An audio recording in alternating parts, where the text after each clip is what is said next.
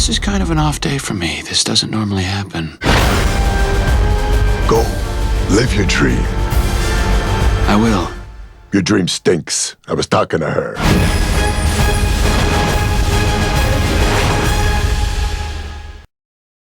So is this a dream come true for you to be playing one of Disney's leading ladies? I mean, Yeah, I mean, I sort of feel like what little girl doesn't dream about being a Disney princess? Yeah.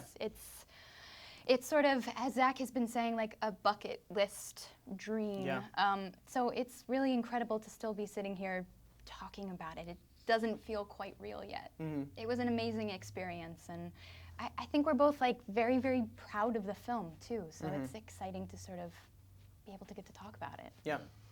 And Zachary, you're not exactly playing a knight in shining armor. You're No, kind of no. a ruffian, a scoundrel, Yeah, you know, not, almost like a Han Solo type. God bless you. Yeah.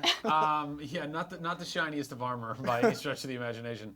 No, but it's that's actually what's so great about it. I think it's neither one of these characters are the kind of archetypical prince or princess. They're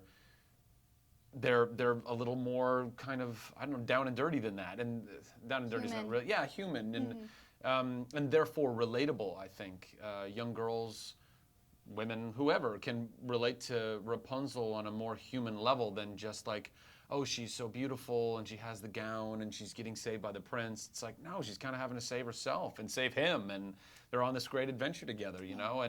And Flynn, I hope nobody can really relate to because he's so self-serving, but he's still a great character and so much fun to play, and does, you learn so much about him and you learn why he became this way. And that part of him, people can relate to, I think. And it makes it all just, a little bit more real and fun. And it's a lot of fun. I'm really, really proud of the film. Really proud of everyone who was involved in making it. And that's a lot of people, by the way. All the animators and shaders and engineers and lighting and rigging and all these things that you normally only associate to live action films, but you have to have when you have this CG world, because it's just like shooting a movie, except that it's not real. Right. That doesn't make You any sense. create but the world yeah, exactly. Yeah, that yeah. you're lighting. Now, let me ask you: is it a challenge to, bring an animated character to life with your voice? I mean, where's the is that challenging for an actor? I mean, how's the process work? How do you get into character for that? I mean, I didn't find it too different from doing a live action film or TV show or something. I think if anything, it's maybe just slightly heightened because you can't rely on your facial expressions and your physicality and your gestures and whatnot to relay the emotion of a particular scene. So it's just slightly heightened to maybe give the animators an idea of what the character needs to be doing, a guideline for what they need to do with the character. Right.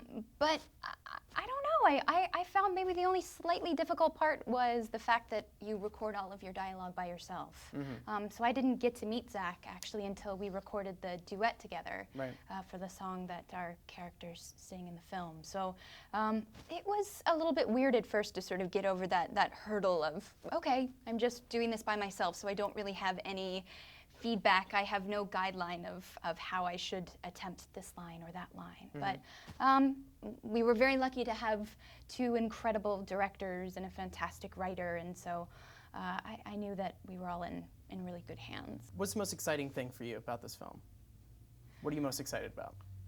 I mean, to be able to look back 20 years from now or 2 months from now, I mean, and be able to say we got to be a part of history. We got to, I mean, it's the 50th animated film that Disney's done. So that's a very kind of, watermark, benchmark, other mark, This is the next thing. big Disney film. Well, yeah, but being the 50th too, I think is just a very cool round number. It's this thing, and then it's the first CG musical they've ever done. It's the first 3D musical that they've ever done, and it's this bucket list thing. It's this thing I've dreamt about doing ever since I was a kid and grew up singing all of this music. We both have, and so now that kids will be singing that music and quoting these lines, and walking around. Like somebody showed me a doll the other day, like a Yeah. Flynn Rider doll. They had me sign their Flynn Rider doll. I'm like, this is so weird. Yeah. What am I Yeah. doing? Yeah. You know, and the characters of Flynn and Rapunzel that are walking around Disneyland and Disney World right now, and Disney World, Disneyland, Euro Disney, and all these places. It's like, I can't even begin to wrap my head around that. That's just really, really weird and Yeah. awesome and Yeah. weird. Yeah. You can chase each other to your heart's content, okay?